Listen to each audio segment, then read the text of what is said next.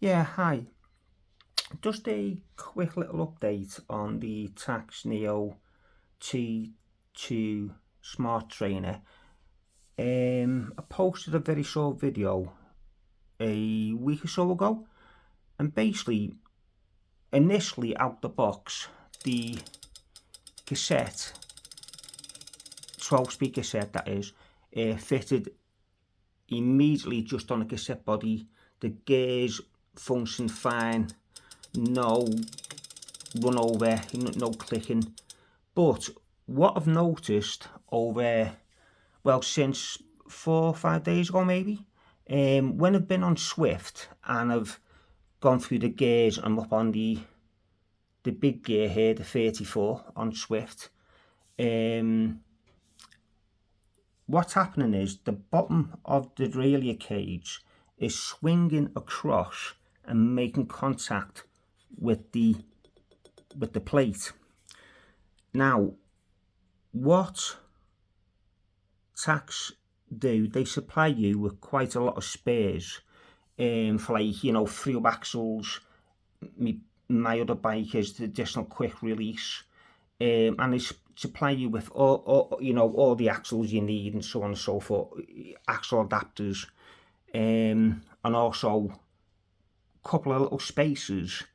One's a 0.5mm of a spacer, the other is 1mm, and for the through axle you have quite a 5mm spacer that you will put on this side, so basically your disc caliper isn't touching the drum just here.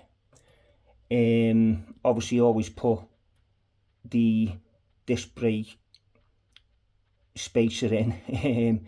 If you accidentally obviously squeeze your disc brakes, your pistons are going to pushing out against nothing, which isn't a good idea. So always make sure you place the little spacer in between the pads to avoid that.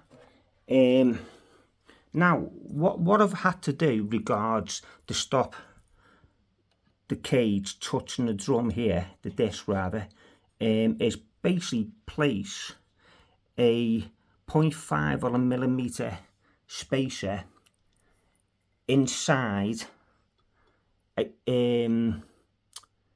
Basically you remove the cassette body, which is very easy, you can you remove the cassette body and also a spacer that takes up the initial space play for the cassette body on the spindle.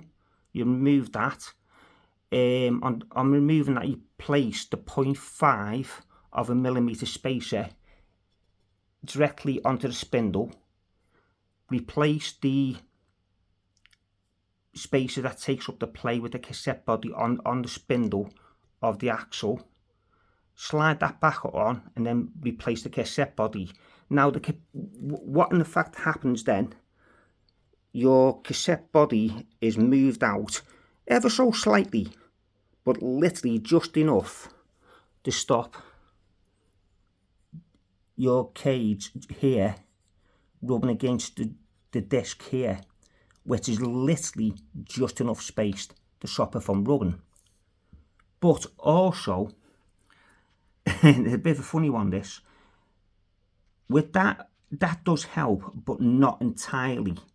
So a quick sort of fudge, I guess, hack I've done is basically just here. I don't know if you can see it in the light, just here I've got some insulation tape and some high density foam, the sort of stuff that comes in, you know, electrical products and things like that, but it's quite thin, but it's very firm, like I say, this high density foam. And what I've done is basically just sellotaped it using insulation tape onto the bottom portion of the plastic here. Now what this does in effect is, when the derailleur cage is, like I say, right up on the small cog, the big cog, or whatever you want to call it, let me see, I'll try and show you this. if I can. It's probably easier to sort of just move the gears across. Let me just drop it onto the small ring.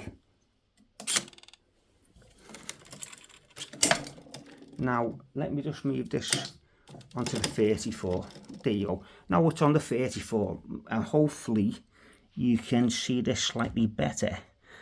Now you can see the bottom of the derailleur cage is now touching the little piece of high density foam that I placed there. Now this literally will stop the derailleur, also coupled with the 0.5mm of a spacer, from rubbing against the drum. I hope you can see there's a little bit of a gap there. Hope so, I can see. But combined with the spacer and the high density foam, there's no rubbing, there's no horrible grinding noise, I guess I'll call it, against the drum. Also, when the bottom of the cage is actually touching the plastic, as such the body of the unit, you do get a very loud, I will say, rubbing vibration noise coming from the unit. But with placing the high density foam, and like I say, just putting it there with black insulation tape, it's basically totally eliminated the noise, the grinding, everything against the unit. So now when we Swifties are on Swift pedaling away, you can pretty much guarantee now you can use the climbing gears, the 30, 34, depending on what, you know, 12-speed cassette you got fitted on, and you will not have any issues with grinding, any sort of horrible noises that may occur. Totally eliminates the noises. Just a quick hack, a quick fudge. If you find this useful, give it a quick like, and I will keep you posted regularly about the trainer and how it goes. But so far, I've got to say, combining, you know, everything with Swift and so on and so forth, it's absolutely brilliant. The actual trainer, can't fault it. Little bit expensive, as we all know, but this day and age, what isn't? Like I say, hope you found this video helpful and informative. Cheers, bye bye for now.